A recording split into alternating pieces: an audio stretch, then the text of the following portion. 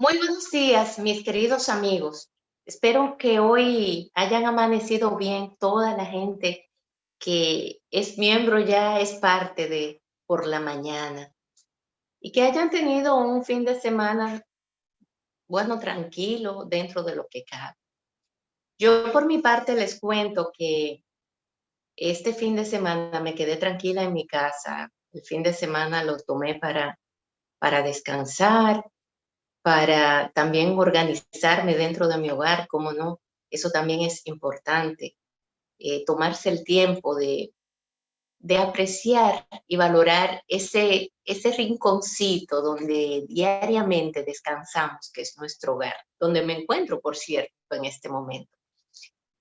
El único compromiso que tenía así fuerte fue pues unirme al dolor por el que pasa la familia de un gran amigo, Henry Pimentel, que falleció la semana pasada. Una pérdida lamentable. Con Henry compartí mucho, en muchas oportunidades, en temas de trabajos, en temas de también de colegas, ¿no? Eh, y pareceres que en los que coincidíamos en muchos temas. Y bueno, allí me encontré con muchos amigos que hace mucho no veía, que en algún momento de la vida caminamos juntos, pero que simple y llanamente intereses de uno y otro hicieron que nuestros caminos se separaran, pero siempre hay algo que nos une de nuevo. Y este fue un momento para encontrarme con todas esas personas en el fondo querida, ¿cómo no? Queridas, porque el hecho de que tengamos diferencias eh, políticas o de otra naturaleza no significa que no se le tenga aprecio a esas personas. Pero les voy a contar algo. Miren, justamente en el fin de semana alguien me mandó un video muy interesante de Robert Kennedy Jr., que yo invito a que lo busquen, porque su punto de vista, a mí, yo coincido muchísimo con él y tiene que ver con este tema de la pandemia y los toques de queda y esas cosas. En el fin de semana, como me quedé en la casa, experimenté lo que es ese estrés que se vive. El fin de semana pasado igual, yo tuve que salir de casa de mi papá de allá de la montaña a las 11:30 de la mañana para no someterme al estrés que siempre me tengo que someter de llegar temprano, porque a las 7 de la noche hay un bendito toque de queda. También vi que Leonel Fernández se refirió al tema. Yo desde el primer día he estado en total desacuerdo con esta imposición. Y digo que viví esto un poco más de cerca porque están mis hijos que a veces quieren hacer cosas y que yo misma los someto a ellos a un estrés, porque ellos de alguna manera también me estresan a mí y este sistema nos tiene estresado a todos.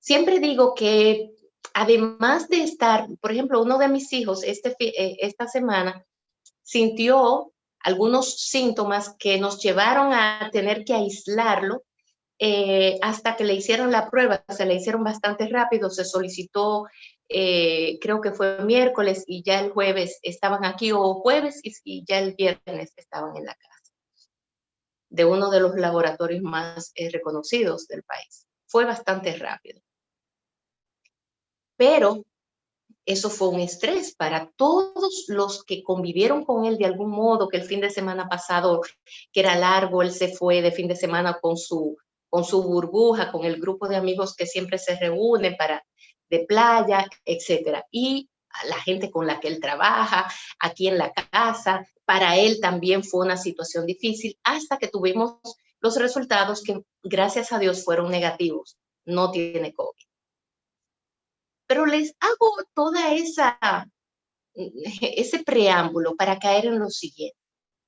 Señores, mucho es el estrés que estamos padeciendo para que por encima de todo eso también nos tengan que imponer un horario.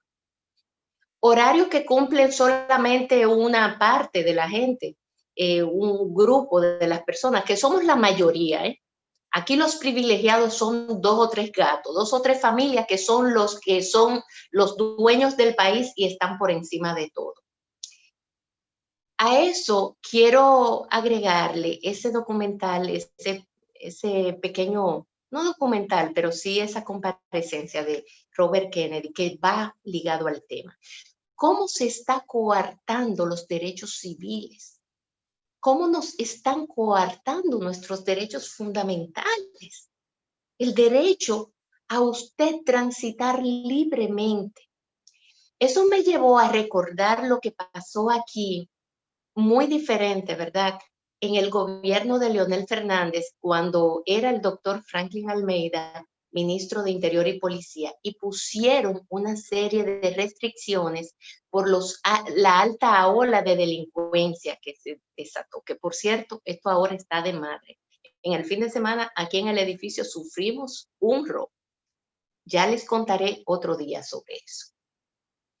Pero yo recuerdo que en ese momento todo esto se estaba midiendo con mucho rigor, y se detectó que en horas de la noche, en la madrugada noche, era cuando más se aumentaba el robo y los actos delincuenciales. Esto llevó a que las autoridades, a partir de las 12 de la noche, le pusieran reglas claras a las discotecas y a todos los lugares que eh, eh, servían de expendio de bebidas alcohólicas. Y entonces todos los restaurantes podían operar libremente, pero no podían vender bebidas después de las 12 de la noche. Eso se entiende, pero nunca se coartó al ciudadano de desplazarse libremente.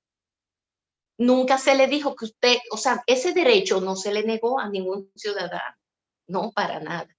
Pero ahora se ha llegado, y eso fue el gobierno de Danilo Medina quien lo impuso, el que después de cierta hora la gente no podía transitar. Eso llevó a que los policías cometieran abusos terribles y que siguen cometiendo abusos. Se quiso ridiculizar a una señora que resistiéndose porque venía tarde creo que era de San Cristóbal, y ella sometida a un estrés, ella no quería que se llevaran su carro y no quería porque ella no estaba haciendo nada malo de por Dios. Un grupo que empezó a decir, sí, está bueno que se la lleven presa porque ella no puede estar por encima de la ley. Sí, pero ¿quiénes son los que están abusando? Y no son ni siquiera los mismos policías. O sea, ¿hasta dónde puede llegar un poder en una supuesta democracia como para coartarle un derecho de el libre esparcimiento, el libre tránsito de las personas? Empezando por ahí, ¿qué otros derechos nos van a seguir coartando? Eso es altamente peligroso porque es que en una democracia no está supuesto a que estas cosas pasen. Hay que colaborar porque hay una pandemia, sí, todo eso yo lo entiendo, pero es juicioso, tiene sentido que una persona se desplace a cierta hora de la noche en su vehículo y se traslade de un lugar a otro. O sea, te hace lógico que ese hecho va a evitar que haya mayor propagación de COVID.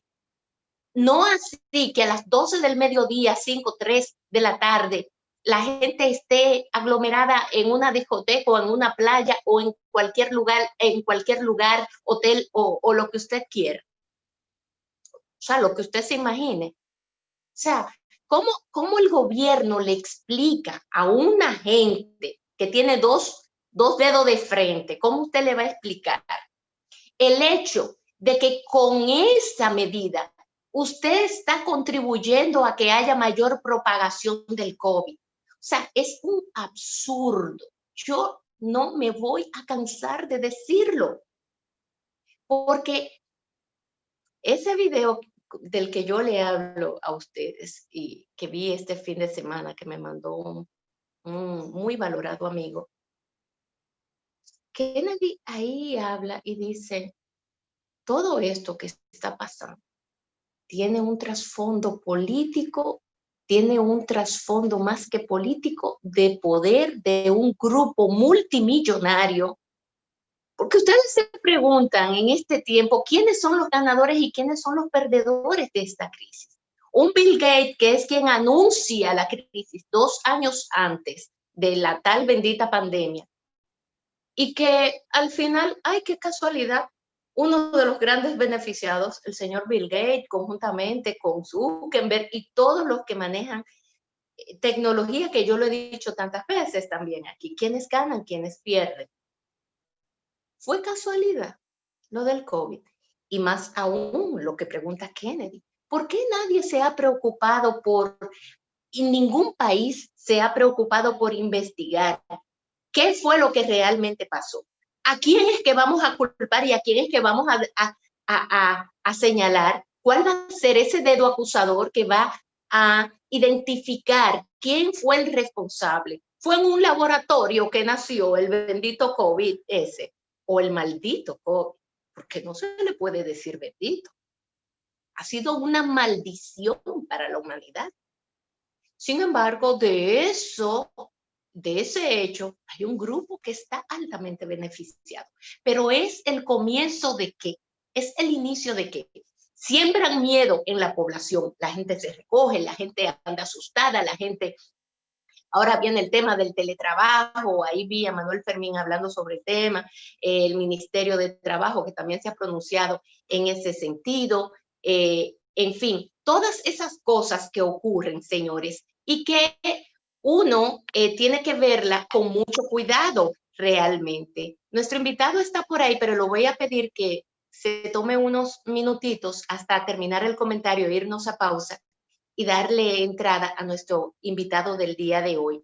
Vamos a seguir hablando de derecho, pero yo los invito a ustedes a que reflexionen y se cuestionen, como siempre les digo, es nuestra responsabilidad hacer, cuestionar y profundizar en los temas y ser curiosos y preguntarnos por qué pasó tal o cual cosa o por qué tal gobierno o tal personalidad reacciona de la manera en que lo hace o por qué grupos económicos están apoyando tanto cosas que en otro momento usted dice, pero es que esto no tiene sentido.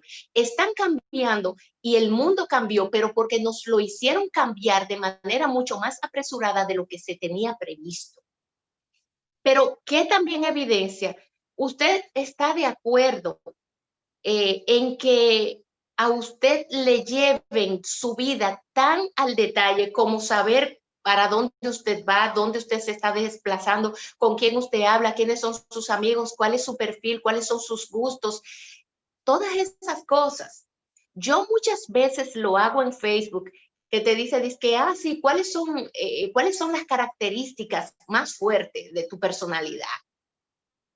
Y entonces tú te vas a ese juego y define y te da un perfil de lo que tú eres, que tú te quedas altamente sorprendido de lo mucho que coincide con lo que realmente tú sabes que tú eres. Es más, a veces Facebook sabe más que tú de los gustos tuyos, que tú, bueno, incluso sabe cuáles son las comidas que tú prefieres, los restaurantes favoritos tuyos, pero es porque tú de algún modo, de manera voluntaria, le has dado esas herramientas a Facebook y otras plataformas para que sepan exactamente cuáles son tus gustos, cuáles son los lugares que tú frecuentas, cuáles son tus familiares, tus hijos, tus hermanos, tus tíos, tus padres, todos lo saben.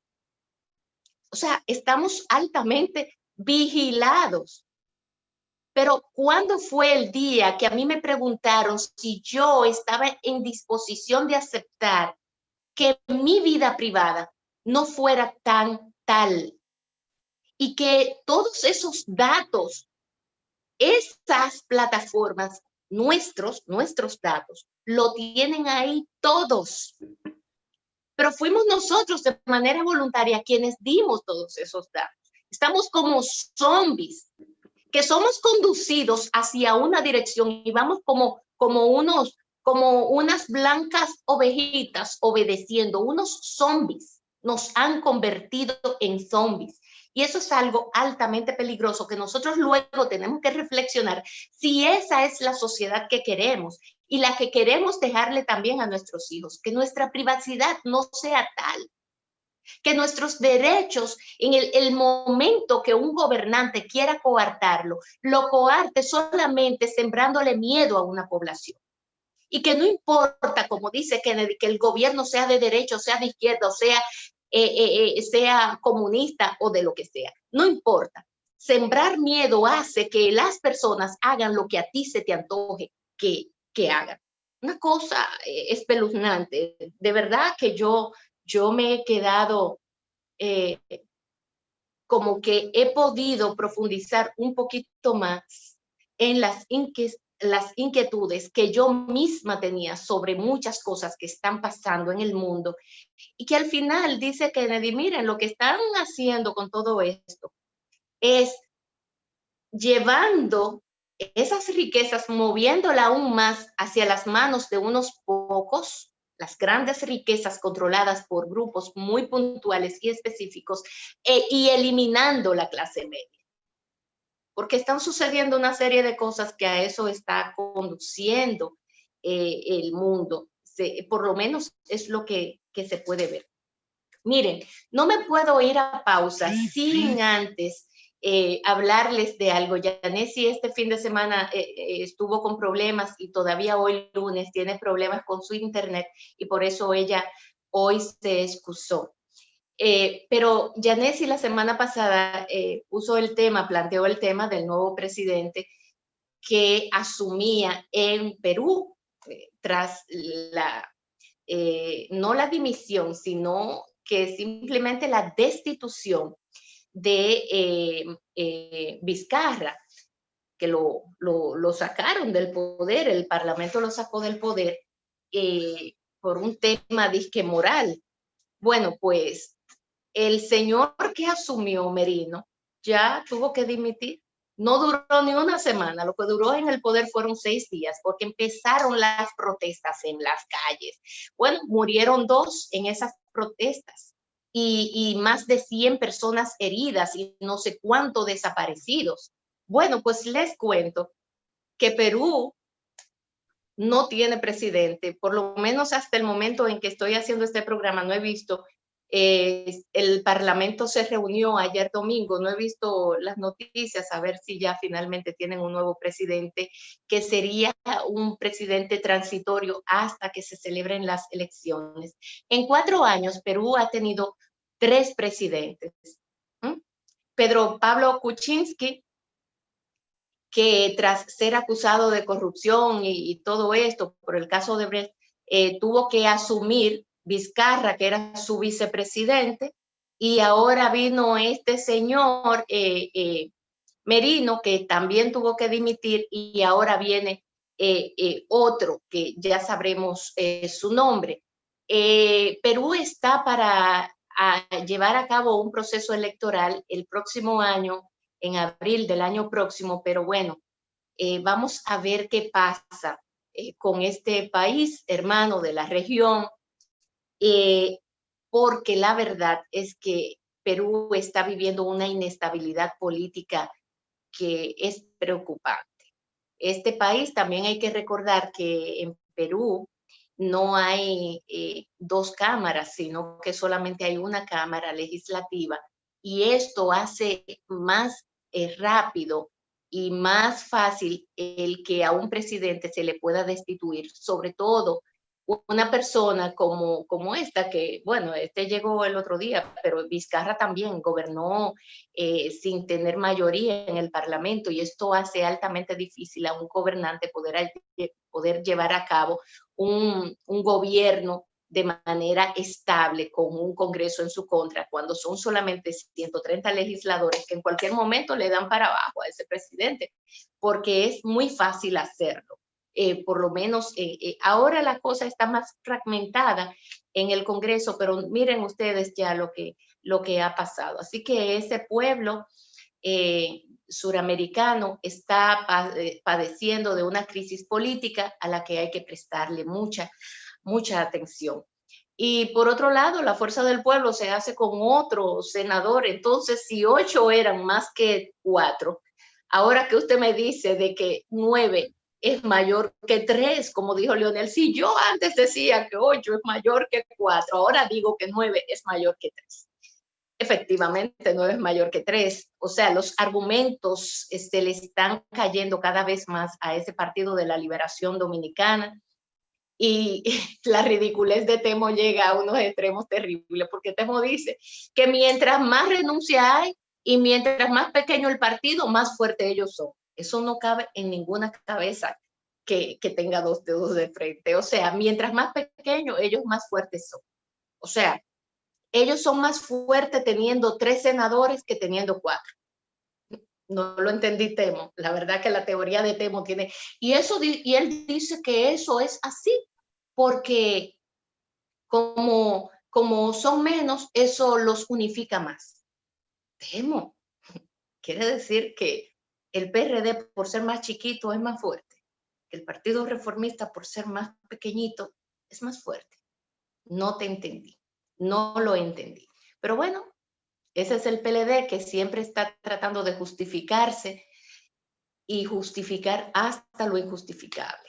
No han querido reconocer ni siquiera su derrota, ni saben por qué, aparentemente no saben entonces por qué sucedió. Leonel se lo explicó muy bien ayer.